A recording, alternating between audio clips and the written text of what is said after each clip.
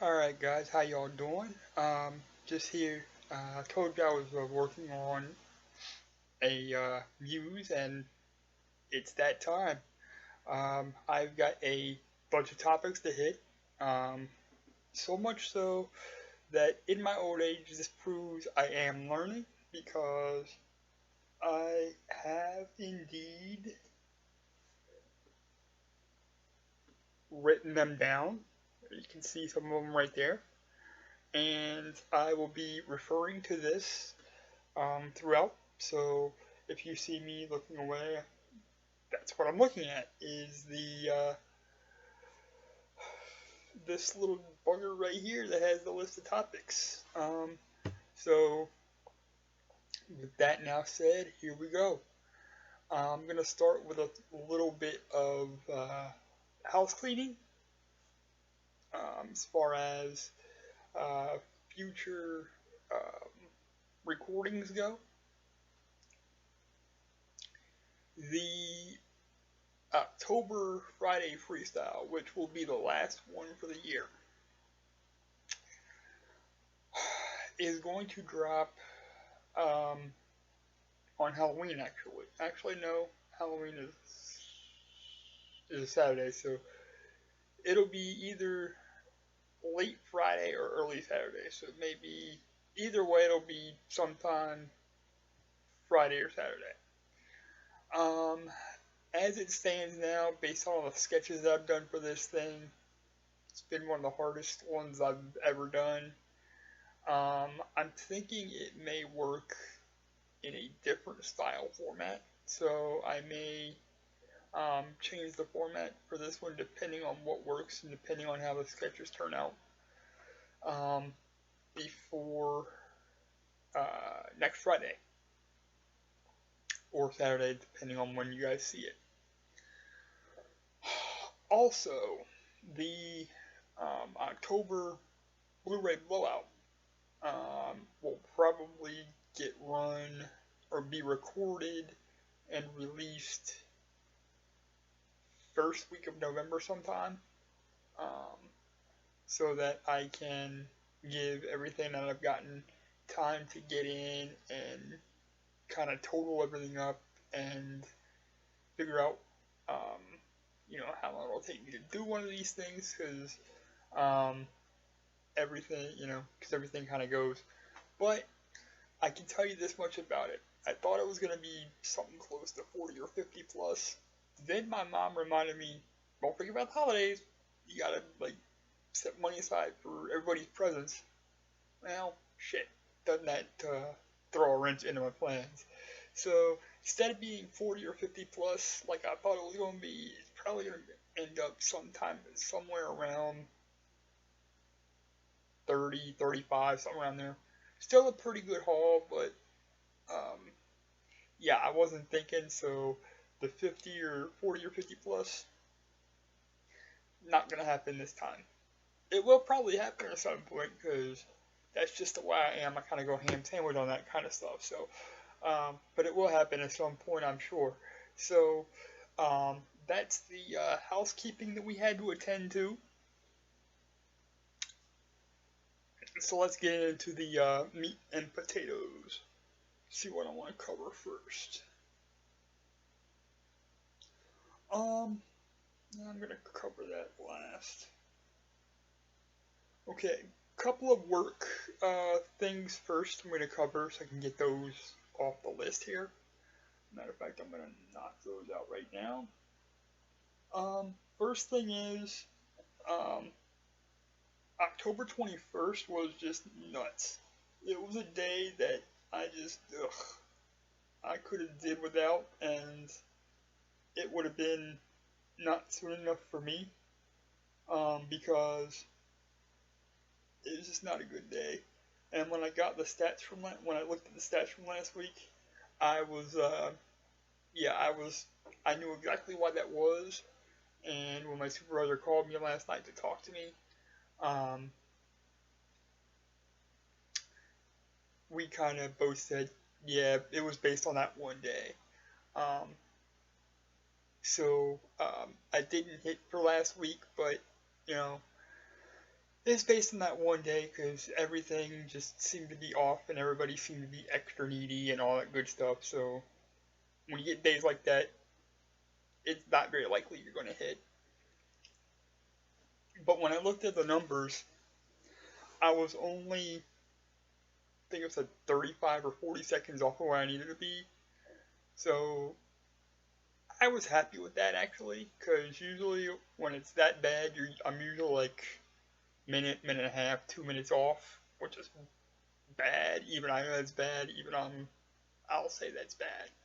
But I'm only about 30 or 40 seconds off of the times I needed to be at, so um, I wasn't too upset about that. But I did think that, oh shit, this is I've kind of been on thin ice because my work is just assholes like that. But so I kind of thought, oh shit, here's the ammo they need. If they wanted to get rid of me, they could very easily do that. Which leads us into topic number 2, which I guess is an extension of topic number 1. The reason for the call last night, because we did our touch base 2 weeks ago now, I guess. But the reason for the call last night is they changed some of the number standards that they want us to hit, because I don't know if they realized that the 10 calls an hour or whatever is too high of a number to hit. 10 or 11 calls an hour is too high a number to hit, or what the deal was. But they changed it. So now, if you hit between 8 and 9, you're meeting expectations. 9 or above, you're exceeding. And 10 to 11, 10 plus, and they're pretty much, pulling your pants down and sucking your dick because you're doing so good. That would never happen to me, but, it is what it is. I'm just happy to be, in the meeting expectations type of deal, part of things. That being said, he told me that because they changed the way it is, they went back and looked at everybody's stats for like the last 6 months, and because I had hit at least 8 every month for the last 6 months, they were taking me off of probation, which is awesome for me because I don't have to worry so much now about if I don't hit 1 week, they're gonna be knocking down my door to fire me. So that's all good. And then, so basically the way it's set up now, I haven't missed for the last 6 months. So that's good, and like I said, takes a lot of weight off my shoulders because I don't have to think about if I do miss a week because of because of a rough night or whatever. They're gonna looking for me to fire me or whatever. So that's the work deals, and then like I said, the 21st, which is nuts. I didn't hit my numbers, but it was one of those nights where everybody was just special. Everybody had problems, and nothing you seemed to do could pacify them. So it's one of those nights you get through, and you hope to hell it stays away for a while. But one last thing about that day, it was so bad that 15 minutes in, at 10:15, I was already looking to find a drink, and I ain't talking about a Pepsi can either. So yeah, that was bad. So that covers the work issues. Let's see what's next here. Okay, I'm gonna cover, since these kind of go together, I'm gonna cover these. Everybody knows about that douchebag drug company person, that dude that runs that drug company that raised the price of that goddamn age drug like 5,000% from like $13.50 a pill to um, $750 a pill. Um, and you know, the shit storm that has caused for him. Rightly so, because nobody should have to pay or go from paying $13.50 a pill for some medicine they need to $750 a pill, and can't be afforded and may die because they can't get the shit that they need. Um, he apparently has sent money to Bernie Sanders to support him. He apparently PayPal'd him like $2,500, and because Bernie Sanders is against what this dude is doing, he didn't take it. Now, he took it, but he didn't take it to use for his campaign and his funding and all that good stuff. What he did was, he gave that $2,500 to an AIDS doctor to help with AIDS research. This motherfucker found out about it and said, because he took it and gave it to the AIDS doc, that is just like him keeping it.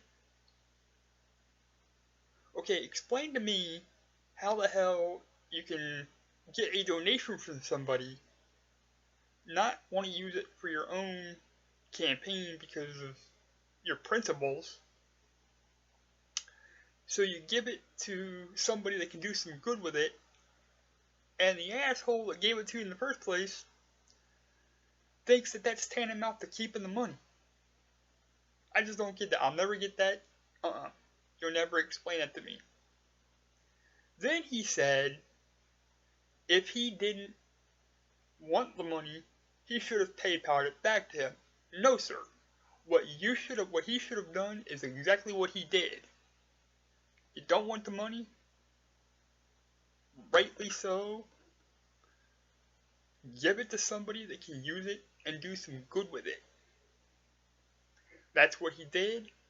That's why, like, I love Bernie Sanders. That might not be the popular thing to say around these parts, but hell, you know, I love Bernie Sanders, man.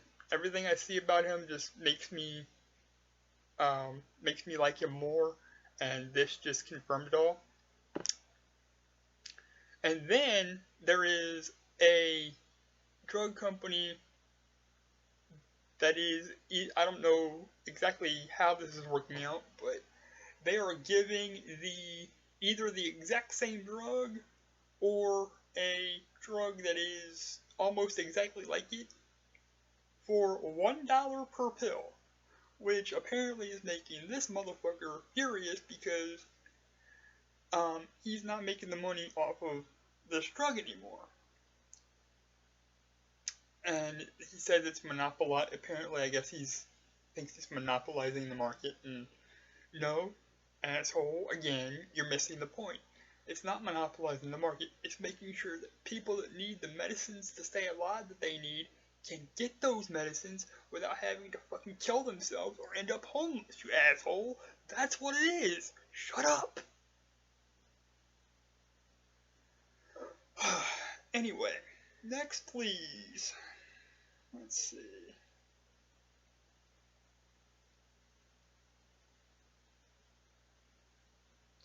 Covered that.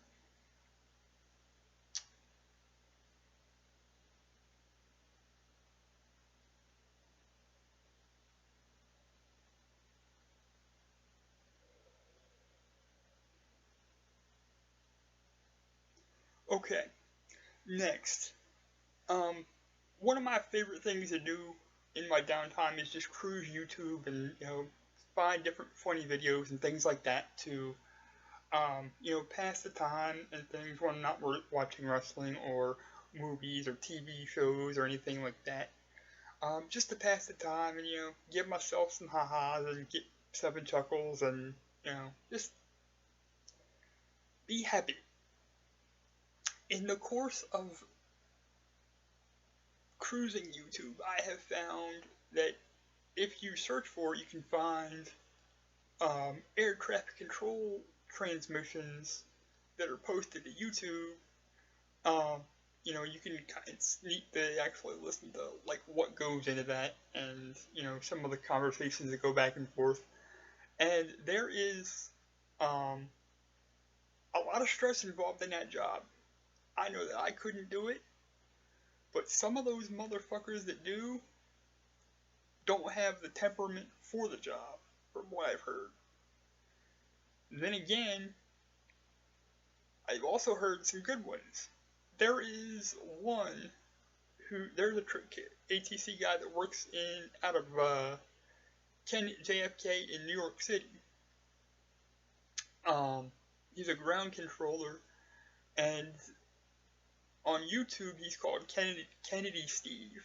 I don't know, guess his name is Steve. He works at Kennedy, so it works. He is the funniest motherfucker I've ever heard in my life.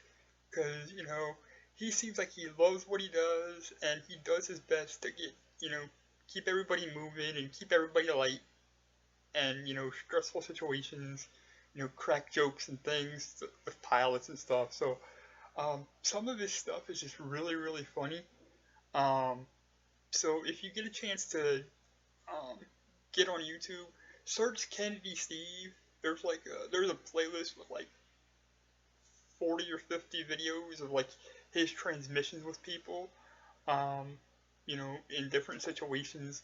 That's really funny, and I've listened to it about 20 times since I found him, and they're always updating his transmissions. The people that take care of the page that updates all of this stuff are always updating his transmission, so it's always kind of squee with delight when I see that I got when I get an alert on my phone that says that Kennedy Steve has uploaded a couple of new videos. So, but yeah, it's really funny, and definitely, dude is really good at his job, and I'd really like to meet that guy someday, but I doubt that I ever will. So, but he's got a fan in me, and I'll always be a fan. That's just the way it goes.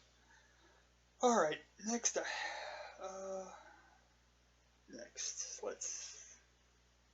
Sorry, I'm crossing this. I'm crossing stuff off as I talk about it, so I don't overlap anything. Let's see, what do we want to do here? Okay, next, this is just dumb, There is some dipshit. I don't even know where he lives or what the real story was there, but I saw something on Facebook the other day that just really, there is some dipshit that literally killed himself. Alright, as in, not breathing anymore, in the ground, dead, buried, gone, 6 feet under. Killed himself. Over the fact that the main character in the new Star Wars movie is a black dude. Really? Really? Really?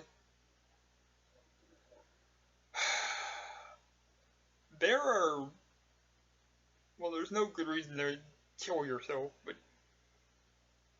if I was trying to think of a reason to kill myself, that wouldn't be on the high on my list of reasons. Matter of fact, that wouldn't even be on my list of reasons. That's just dumb, and I hope he enjoys hell where he is, over some stupid shit, because that's where he's gonna be. And that's all I got to say about that. So that's dipshit literally killing himself. Some people, man, I swear to God. Okay, next item of business. Okay, CM Punk, for anybody that doesn't know, is a wrestler turned MMA fighter who has yet to have his first um, fight in the UFC because it was supposed to happen, but he got hurt and got pushed back. Well, he went on Twitter the other day and said that the Susan G. Komen Foundation for Breast Cancer Research is a scam. Because, you know, their money doesn't go to cancer research, whatever. Oh boy. Now, I like Punk. I agree with most of what he says. I agree, you know, he was a great worker in his day. WWE desperately needs him, but he'll never be back. I'm glad he's happy doing what he's doing now, but I gotta tell him he's way off. Because the research that I've done on this, something like 97% of the money raised for research for breast cancer from Susan G. Komen Foundation goes to the research. The other 3%, I don't know, I think it goes to, you know, the costs of running a foundation and all this. Because believe me, running a foundation costs money. So, you know, for him to say that it's just asinine, and what does he think? You know, he thinks that running foundations doesn't cost money, I guess. You know, but that's just way off base for him, and like, we will never agree on that. I don't agree that, you know, he's taking shots at what Susan G. Komen's trying to do, and, you know, I support what they're doing, I support what they do. I've actually got on my Rise Above Cancer t-shirt that I bought at SmackDown the other day, as we speak. Here, let me see. There you go. Now you can't see it very well there, but there you go. That's that. So, you know, Punk, man, you're way off base, and it's way out of line saying something like that, about a very reputable organization, especially when, you know, you worked so closely with them when you were in WWE for all those years. But, you know, your opinion's your opinion, mine's mine, and on this issue, Punk, go fuck yourself. Let's see, what else?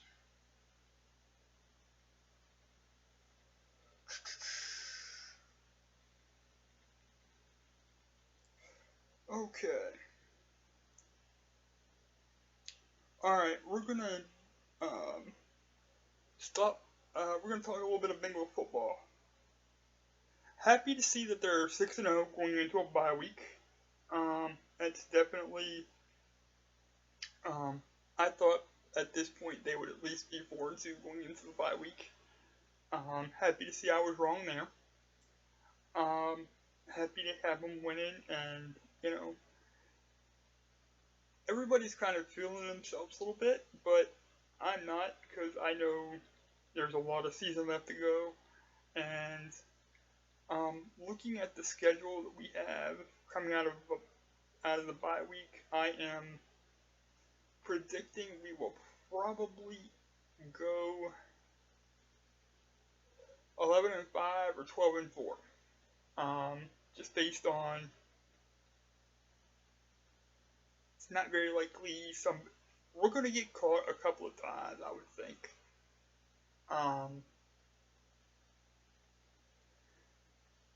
And it's to be expected. Happy the guys are doing as well as they're doing. I'd love to see them, you know, get to the playoffs, get the first round bye if they can, and, you know, win a playoff game or two, get in the Super Bowl. but we're not going to think about that until um, it gets there. Take it 1 week at a time, and let's not get ahead of ourselves here.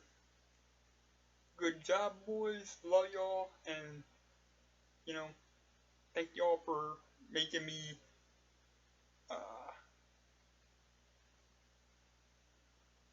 have to be up to watch Bengals games on Sundays now.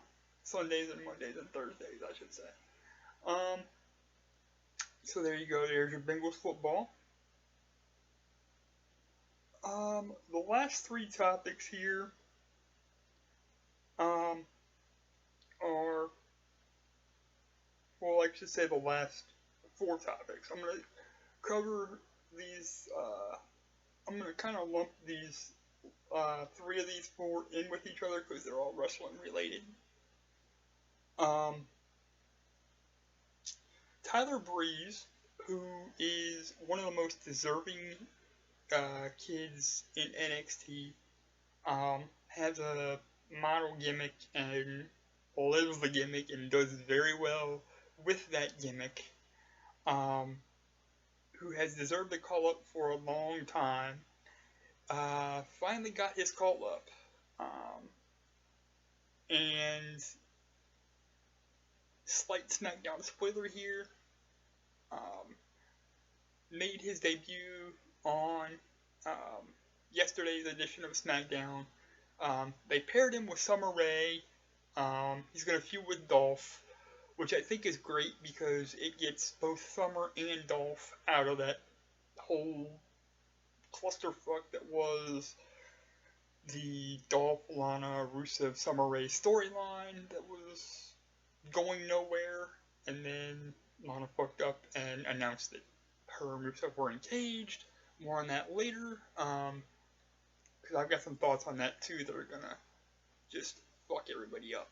But I'm just glad to see that everybody that was done dirty by that storyline is being transitioned into something way better with a way better athlete, and I'm looking forward to this feud. They are going to be awesome matches, and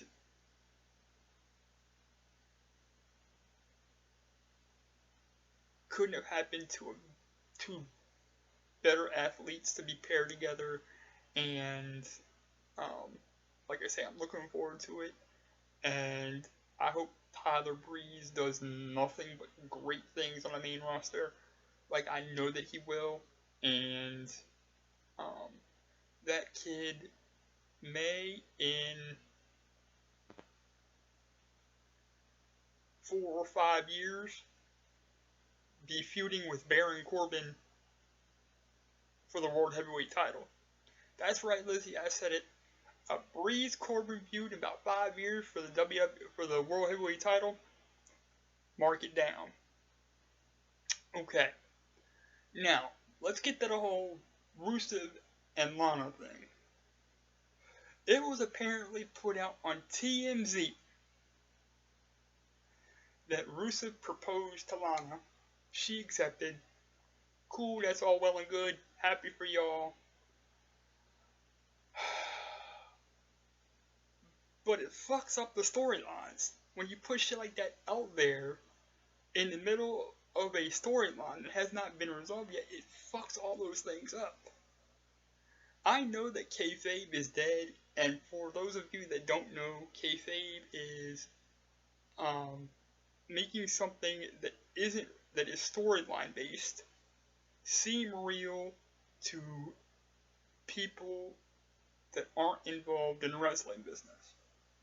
Okay, kayfabe's been dead since about 1996, for fuck's sakes. Okay, but I'm kind of glad here that there's more heat on Lana for this, because she's the one that dropped the bomb, than there is on Rusev, because if Rusev didn't do it, I don't want that dude. I don't really like the dude, but I don't want him to get the heat if he didn't do it. Where have I heard that before? My dad, my mom, my dad and my sister, and I took heat that I shouldn't have had to take, but that's another story for another day, and I'll probably get to that. Matter of fact, that kind of ties into the Friday freestyle that's gonna be done. But um, so I'm glad to see that he's not getting the heat because he didn't do it. Apparently, there's, if not a ton of heat on Lana, there's a lot of it on Lana because she did all this, she exposed it, and she exposed the business instead of, not that it hasn't been exposed enough already, but I'm kind of glad to see that there is some heat there because um, at least somebody's trying to protect what little legitimacy the business has anymore. Um, and that whole um, storyline, after she announced everything, the way they handled it. Granted, they were probably throwing a curveball because, um, you know, because it came out and they didn't realize it was going to come out, so they couldn't plan for that. But they could have handled that a little bit better, and they didn't. But I don't put as much on the E itself, because this is a clusterfuck and all clusterfucks, caused literally by Lana. And, like I said, I'm just happy they're transitioning Dolph, Breezy, and Summer into a feud with each other. That way, we can wash the stench of the clusterfuck that was that entire deal off of ourselves. So that's my whole deal on that. And let's see. Alright. And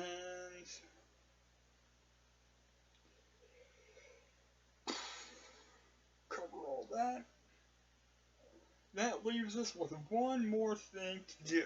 And this is kind of a serious topic. I don't want to make light of anything, but so I'm not gonna crack any jokes on this one, and I'm not going to, say anything smarmy. The whole Lamar Odom thing, I'm not gonna rehash that because everybody's seen it's probably everywhere. What I have seen though is like everybody knows him as a sports star, knows him as a reality thing from the Kardashians because he's married to Khloe Kardashian, and I get it. That's kind of what he's known for.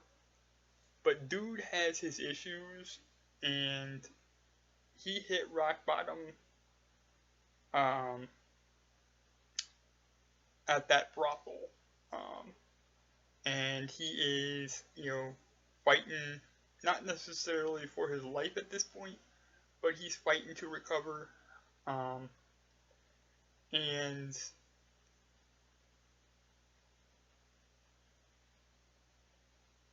while everybody is talking about, oh, well, he's this, he's that, he's a big sports star and he's a reality star, everybody's focused on that. How come not really, no one's really focused on the man, the man Lamar Odom and not just the athlete? You know, he's got, drug issues, alcohol issues, I guess. And everybody's focused on, oh, star athlete, star athlete, star athlete.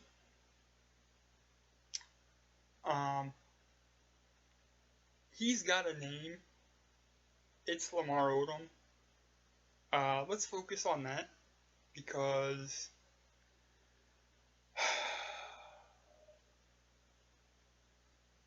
the man needs the help first.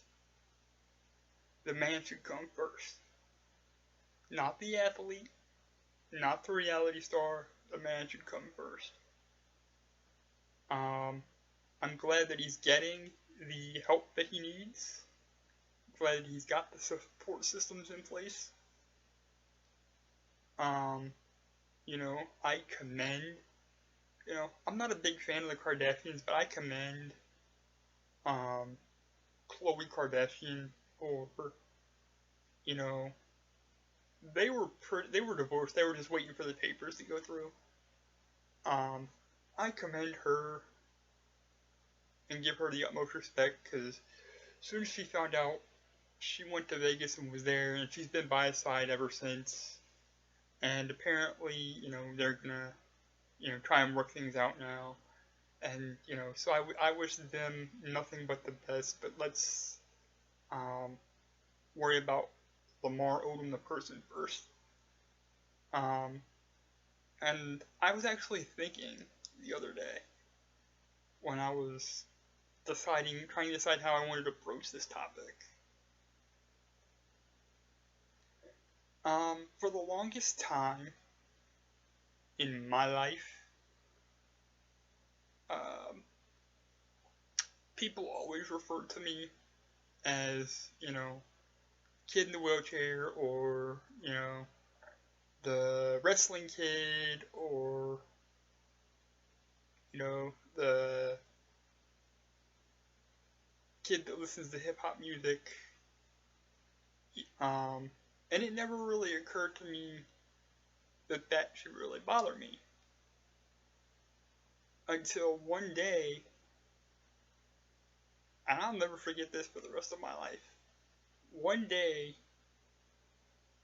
I was working at the Roses, and I was outside, I was talking to some coworkers, and somebody said something and referred to me as the kid in the wheelchair. Didn't occur to me that it should bother me, so it didn't. Devin looks at this kid, I don't remember who it was, I just know that it was her that did it, looked at this kid like she was gonna fucking eat him alive, and said, he's got a name.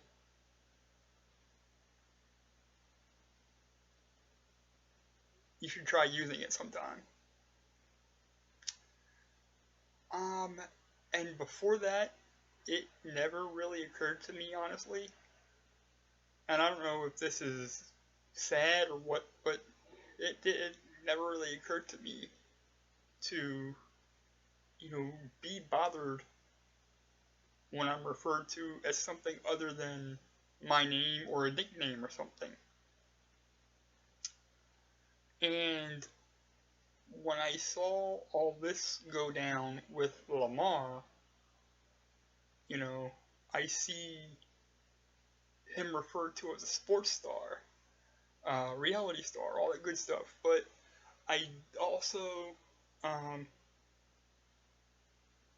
it kind of took me back there because I was like, this dude's got a name.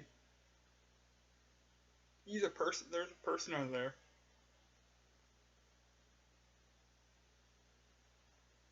How about we forget about the athlete for just 2 seconds and focus on the person inside of Lamar Odom? With that said, I've gone on for 40 minutes, so I'm going to say sorry about the long-windedness. Had a lot of topics to cover, but we made it through it, and I love y'all, and I'll talk to y'all again soon. And again, watch for the Friday freestyle, late Friday or early Saturday, and watch for the October Blu-ray blowout sometime late first week of November, early second. And until then, I love y'all. Peace.